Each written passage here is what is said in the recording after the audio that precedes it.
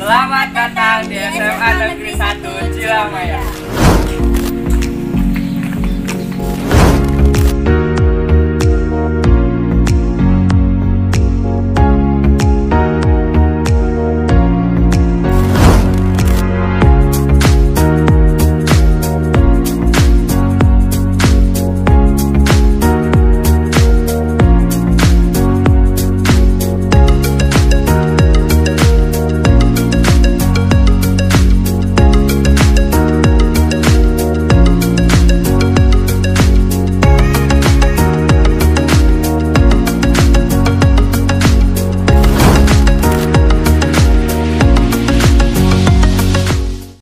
Assalamualaikum warahmatullahi wabarakatuh. Alhamdulillah, asyhadu alla ilaha illallah, asyhadu anna Muhammadar Rasulullah. Allahumma shalli ala sayyidina Muhammad wa ala ali sayyidina Muhammad, amma ba'du.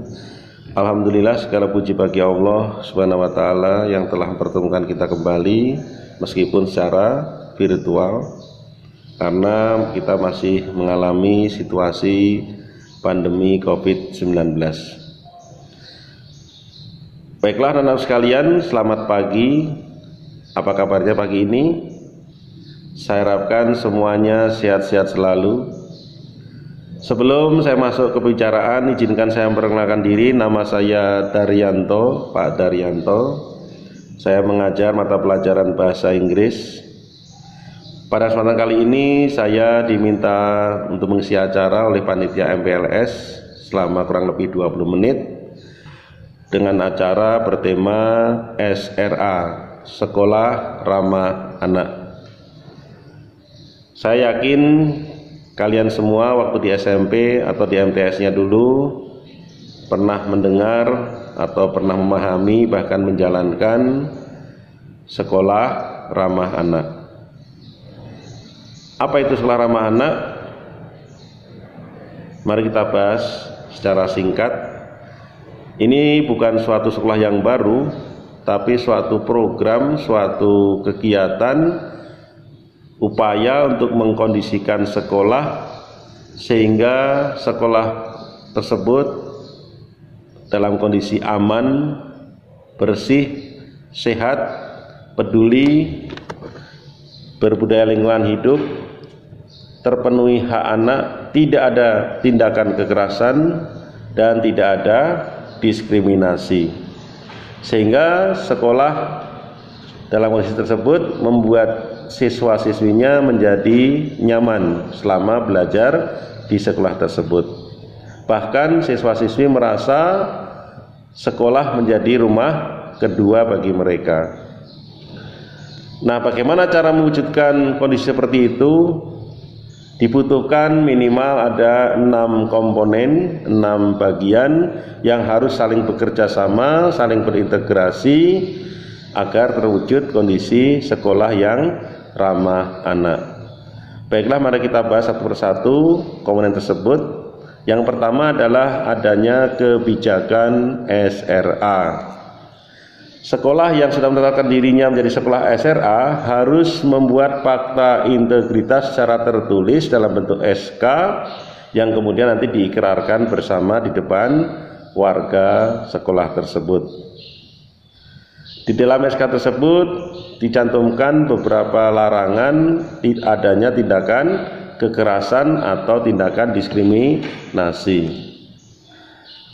Tidak diperbolehkan adanya hukuman yang sifatnya menyakitkan, hukuman badan, misalnya memukul, menampar, menendang, dan sebagainya. Juga tidak boleh adanya hukuman yang sifatnya melecehkan atau merendahkan martabat orang lain, misalnya menghina, meremehkan, dan sebagainya, mencaci maki, dan sebagainya. Bukan berarti anak terus bisa seenaknya, karena di dalam SK tersebut juga dicantumkan yang namanya disiplin positif, tata tertib yang harus dipenuhi, harus diamalkan oleh seluruh warga SMA tersebut, warga sekolah tersebut. Kalau ada siswa yang melanggar, maka guru-guru yang menemui bisa langsung bertindak dengan cara menasehati memberi pengertian pada anak tersebut bahwa perbuatannya tidak dibenarkan menurut tata tertib yang berlaku. Kalau ada anak yang masih juga melanggar, maka guru bisa meminta bantuan wali kelas sehingga bisa menangani berdua terhadap anak-anak yang melanggar tersebut. Dan kalau masih juga melanggar, maka bisa minta bantuan BP dan Wakasek kesiswaan. Anak-anakku sekalian, kalau di tingkat BP masih juga anak tersebut melanggar, maka BP segera memanggil orang tua siswa tersebut untuk ikut menangani menyelesaikan permasalahan anak tersebut. Itu beberapa hal yang harus ada di dalam SK kebijakan SRA. Selanjutnya komponen kedua adalah proses belajar mengajar yang ramah anak. Bagaimana proses pembelajaran yang ramah anak itu? Setiap guru dalam mengajar harus berusaha menciptakan kondisi yang nyaman, yang ramah, yang menyenangkan buat siswa-siswinya, sehingga siswa-siswi bisa merasa nyaman di dalam kelas maupun di luar kelas. Kemudian di sekolah tersebut juga diciptakan suatu kesempatan buat anak mengembangkan diri melalui kegiatan ekstrakurikuler. SMA 1 Cilamaya memiliki kurang lebih 14 ekskul. Maka kalian nanti kalau sudah belajar di sini, saya harapkan minimal punya atau ikut 1 atau 2 kegiatan ekskul. Manfaatnya apa? Nanti kalau kalian sudah dewasa, lulus dari sini, di samping kalian pintar, pandai setelah belajar di dalam kelas, tapi juga punya kepribadian yang lebih dewasa. Karena di dalam kegiatan ekskul tersebut kalian akan ditempa dengan berbagai masalah, kalian akan berhubungan dengan orang lain dengan karakter yang berbeda-beda, yang bermacam-macam, sehingga kalian bisa menyelesaikan diri, bisa mengembangkan kepribadian kalian, sehingga nanti kalau sudah dewasa kalian bisa terbiasa, tidak kaku, dan nanti di masyarakat atau di lingkungan kalian, di rumah tangga, di masyarakat tempat kerja dan sebagainya, kalian menjadi pribadi yang kuat, yang tangguh, yang dewasa. Itu manfaat, salah satu manfaat dari kegiatan ekskul. Di samping juga prestasi, di samping prestasi adalah pengembangan kepribadian. Untuk itu saya sarankan nanti kalian kalau sudah resmi menjadi siswa SMA 1 Cilamaya, saya harap kalian masuk salah satu atau 2 dari kegiatan ekskul tersebut. Yang ketiga, dari komponen ke-6 adalah para pendidik dan tenaga pendidikan atau warga sekolah harus paham yang namanya hak anak, karena kita dituntut untuk memenuhi hak anak. Nah, caranya bagaimana? Harus ada namanya pelatihan.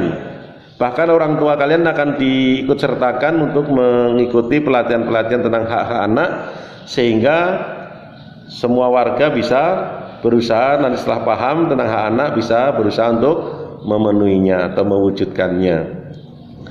Yang keempat adalah sarana prasarana yang ramah anak. Bagaimana sarana prasarana yang ramah anak itu? Minimal memenuhi 5 syarat. Yang pertama, syarat keselamatan. Misalnya sarana bangunan sekolah. Bangunan sekolah harus terdiri dari bahan-bahan yang kuat, yang kokoh, tidak mudah rubuh, sehingga anak nyaman selama belajar dalam kelas, tidak was-was. Kalaupun ada terjadi bencana alam, harus ada yang namanya jalur evakuasi, baik bencana alam, kebakaran, banjir, gempa bumi dan sebagainya. Anak harus tahu kemana harus mengamankan diri. Itu faktor contohnya dari faktor keselamatan. Syarat kedua adalah kesehatan. Di lingkungan sekolah atau ruang kelas khususnya harus ada ventilasi udara yang segar. Di sekolah ada tempat cuci tangan dengan air bersih, tersedia toilet-toilet yang bersih dan sebagainya. Dengan demikian anak akan merasa atau mendapatkan kesempatan untuk hidup sehat selama di sekolah. Yang tak kalah pentingnya adalah tempat pembuangan sampah. Ini yang harus benar-benar dipikirkan, karena tempat pembuangan sampah ini harus dari tempat yang ideal, jangan sampai asap atau baunya mengganggu anak-anak waktu belajar. Itu contoh dari syarat kesehatan yang harus dipenuhi. Syarat ketiga adalah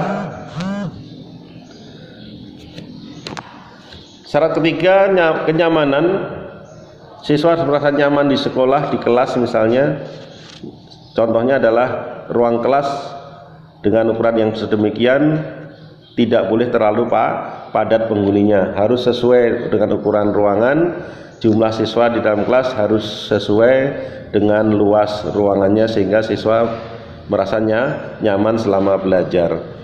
Juga tidak mengalami silau misalnya dari cahaya matahari yang menembus kelas, jangan sampai menyilaukan pandangan mata. Itu dari faktor kenyamanan. Kemudian syarat keempat yang harus dipenuhi adalah syarat kemudahan. Sarana prasarana sekolah harus memenuhi syarat kemudahan. Misalnya apa? Kita kalau berjalan di teras-teras itu, di koridor sekolah, harus ukurannya luas, tidak boleh saat berpapasan saling singgol menyinggol, harus bisa luas, longgar, bisa berjalan dengan baik. Kemudian adanya toilet yang bersih dan sehat, dan kita menuju ke toiletnya juga mudah. Ada tempat ibadah yang bersih, yang sehat dan nyaman, sehingga siswa termotivasi untuk beribadah. Itu faktor kemudahan. Dan yang terakhir adalah faktor keamanan. Misalnya di setiap sudut sekolah harus ada CCTV, sehingga memungkinkan untuk kalau sesuatu yang tidak diinginkan mudah untuk dilacak. Kalau ada siswa-siswa yang sakit, maka harus segera mendapatkan bantuan, maka diperlukan adanya UKS, usaha kesehatan sekolah. Ini harus ada karena ini faktor keamanan untuk kesehatan. Demikianlah 5 syarat yang harus dipenuhi untuk sarana prasarana sekolah yang SRA. Selanjutnya poin kelima adalah partisipasi anak. Nah, ini anak kalian sebagai siswa harus ikut aktif mendukung program SRA.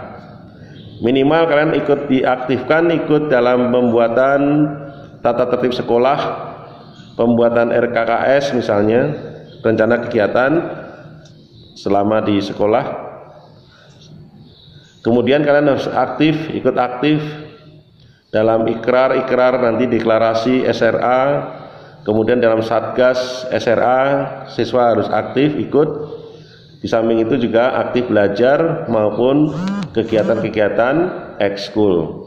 Jadi kalian diminta partisipasinya jangan hanya sebagai objek saja, tapi sebagai subjek yang aktif berkreativitas di sekolah. Dan yang terakhir adalah partisipasi orang tua. Orang tua, masyarakat, lembaga sosial, dunia usaha, bahkan sampai ke alumni. Semuanya harus bersatu untuk mewujudkan sekolah ramah anak. Misalnya orang tua harus ikut menemani selama siswanya belajar di rumah. Mungkin anak mengalami berbagai masalah di sekolah, bisa menampung, bisa curhat ke orang tuanya, dicari jalan keluarnya, atau kalau anak menemui mata pelajaran yang sulit, mungkin orang tua bisa membantu untuk ikut menyelesaikan. Yang penting intinya adalah orang tua harus ikut memperhatikan, jangan cuek-cuek saja, jangan saking sibuknya terus menyerahkan anak hanya pendidikannya di sekolah. Memang menjadi tanggung jawab guru selama anak itu di dalam lingkungan sekolah. Kalau sudah di luar sekolah adalah menjadi tanggung jawab orang tua. Untuk itu orang tua diminta tanggung jawabnya ikut berpartisipasi aktif dalam mewujudkan SRA ini. Lembaga masyarakat misalnya atau dunia usaha harus memberi kesempatan kepada siswa-siswi SMA terutama untuk memberi kesempatan bagi mereka untuk PKL misalnya, untuk PKL atau bahkan membuka lowongan kerja buat mereka kalau sudah lulus. Dan yang terakhir, alumni jangan sampai lepas. Alumni masih punya tanggung jawab membawa adik-adiknya minimal informasi di dunia kerja bagi yang sudah bekerja. Mungkin ada lowongan-lowongan kerja, sampaikan dahulu kepada anak adik-adiknya yang masih di SMA, utamakan buat mereka terlebih dahulu. Bagi yang masih kuliah mungkin saya menyampaikan cara-cara belajar di kampus itu seperti apa, karena saya yakin beda ya cara belajar di sekolah SMA maupun dengan di dunia kampus. Mudah-mudahan dengan cara demikian anak bisa punya wawasan tentang dunia kampus dan dunia kerja, sehingga pada waktunya nanti mereka bisa kuliah atau bisa bekerja.